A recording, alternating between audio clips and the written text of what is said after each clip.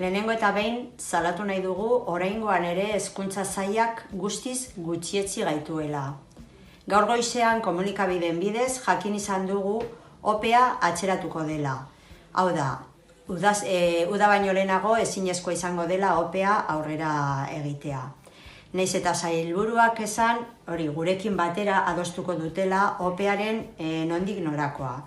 Gaurko bileran gai horretaz eztabaidatzen egon gara, guk gure argudioak eman ditugu, sindikatu guztiak bat egin dugu, OPEa atzeratzearekin, hau da, 2021ko ekainara pasatzea, ez dakigu zeintzu diren haien arrazoiak hori ez emoteko, eta planteatzen dute behar bada 2020ko abenduan egitea.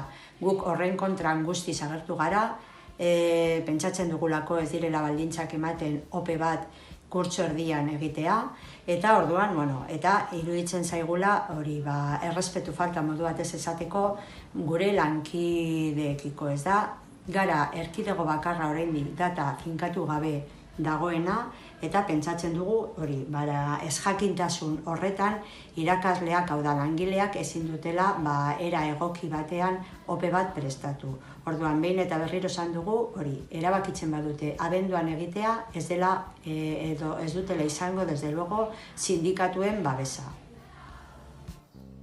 Ordezkapenei dagokionez, administrazioari exigitzen diogu ordezkagunea martxan jarri dezan lehenbailen eta ordezkapen guztiak bete ditzan sektore, etapa eta ikasgai guztietan.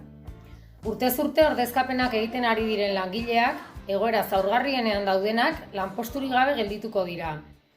Ordezkapen guztiak ez betetzea gainera hezkuntza eskubidea urratuko du.